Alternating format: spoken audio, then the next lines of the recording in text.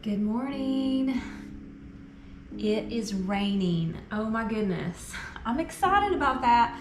We've been super dry here. It's been raining ever since I woke up, so several hours at least. Maybe it was raining when I was asleep. I don't know, but this is great. So I have to make bread for communion tomorrow, and I wanted to make a different recipe this time. I wanted to try like a Hawaiian bread that was like a little bit sweeter. I used to buy it in the store, but I can't find it anymore. But I like to make bread. I'd rather have homemade bread anyways. So I'm gonna try a Pinterest recipe I found, and hopefully it's good. Let's give it a try. It's got sweetened condensed milk in it, some sugar, flour, butter. It's also got a glaze. I probably won't make that for communion, but sounds good.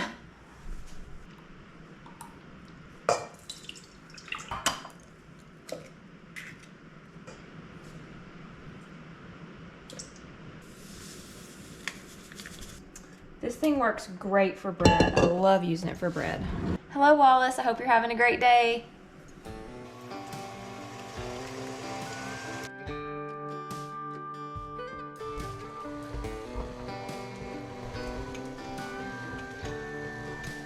All right, I'm gonna put this dough in a oiled bowl, and we're gonna let it rise for about an hour until it doubles in size, and then I'm gonna separate it and put it in my bread pans and let it rise for another 45 minutes, and then we'll bake it.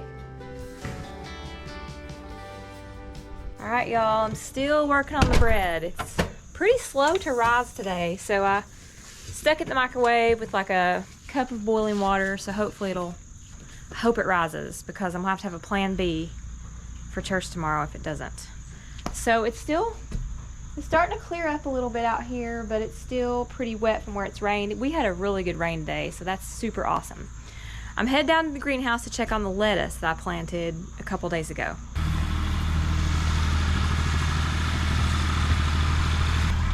They're burning stuff. I don't know. I try not to go down there when they're doing that. It feels pretty good in here today. Oh my goodness. 82. A little humid. I bet my tropicals are loving this. All right, lettuce. I get distracted when I'm walking here. Oh wow, look at this, y'all. Okay, so this said 7 to 10 days germination, but this literally happened in a day and a half because I had just a little seedling come up, and it's doing great. So I think it's really liking it in here. And I figured one of the differences is putting out in the raised bed, because it's still August and it gets super hot, and unless I keep that bed super wet all the time, then they're gonna dry out. So this dome has really helped in keeping the water underneath here and the soil really wet. So as soon as they get kind of established, I'm gonna move them out to the raised beds, but I've got to get some soil out there first. So I've got to work on that this week, but it's looking good. I hope I have some success with it this time. A lot of stuff from my garden I seed started in here and then transplanted. A lot of stuff out here in the flower garden, I did the same thing. So it worked out pretty well. All right, there was one other thing I was wanting to do today. So we have a persimmons tree down there behind the chicken coop, and it has these little persimmons that fall off of it, and the deer love them. So that is one thing that attracts the deer, but you know, now my garden and the beans and all that. So, but oh well, they're doing what they do. So I'm going to go down there and I'm going to grab some of these persimmons, but I'm going to take them up to the kitchen and I'm going to get the seeds out, wash them off, then we're going to cut them open. There's some old folklore legend that the persimmon can predict the upcoming winter. So there's 3 things that you can see inside this seed. They say one's a fork, one's a knife, and one's a shovel. So if you see a fork, it's predicting like a mild winter. If you see a knife, it's supposed to be like a blustery, windy, bitter winter. And then if you see a shovel, of course, snow. So I thought it'd be fun to go down there and grab some of these and open them up and see what they say. Well, let's go do that. The guys are burning stuff. They've got old pallets and some stuff that they're disposing of. All right, y'all, check out the persimmons. Holy cow, they're everywhere. Everywhere. I actually came down here the other night and there were butterflies all over them. It was the coolest thing.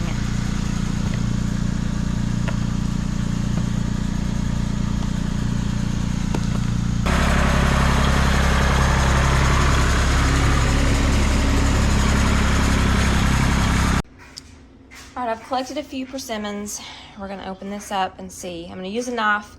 I'm gonna get the seed out first, and then I'm gonna slice the seed in half, and we're gonna see what it says. All right, y'all, I'm gonna open a couple more up from a different persimmon or two, and then we'll see if the result is the same. All right, so I retrieved a seed. Let's open it up and see what it says. All right, so you wanna slice it, not this way, but right down through there. And so I've got it open, I think. Uh-oh. Looks like a spoon, y'all. First one opened. All right, y'all, I cut a second one. Looks like another spoon. All right, y'all, I've got the third one opened, and it looks like a spoon too. We've got 3 spoons, 3 snow shovels. So the old folklore and legend is when you open up the persimmon seed, it'll either have a fork, a knife, or a spoon. So if you have a fork, it's saying you're gonna have a mild winter. If you have a knife, it's a cold, blustery winter. And if you have a spoon, it signifies a snow shovel, that you're gonna have a cold and snowy winter. So maybe that's what we're gonna get here. I don't know. I've looked at the Farmer's Almanac and it does say cold and snowy for our region here in East Tennessee. What's the winter prediction where y'all are at? Have you ever used the persimmons to predict the winter? Is it accurate? What do y'all think? I'll keep y'all updated on it. Let's check this bread.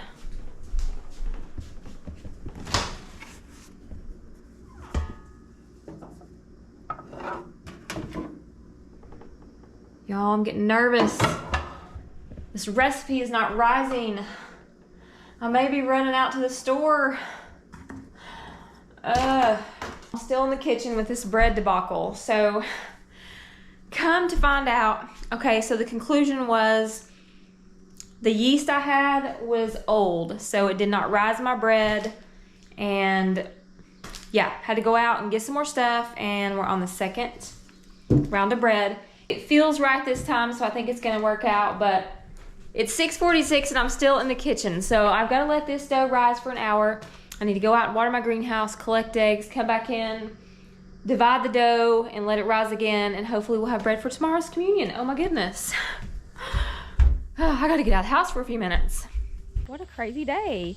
And yes, those little, I buy the yeast packets, and they go bad. So I've had some up in my cabinet for a while, and I thought they were fresher than they were. No, they weren't. And when you first mix your yeast mixture to let it froth up, you want it to come to a foamy mixture to make sure that it's good and it's going to be active and work. And you want to make sure you put it in a warm mixture of either milk, some type of milk you're going to use, or water. So that's real important in the beginning of bread making. Just thought I'd give y'all that tip. All right, so I got to come in here and water. Feels nice in here. It's been a rainy day. The sun finally came out a couple hours ago, and it's not super humid though. It's 85 in here, which is pretty good for 6:46. It's usually like 100. So anyways, I'm gonna water and go get the chicken eggs.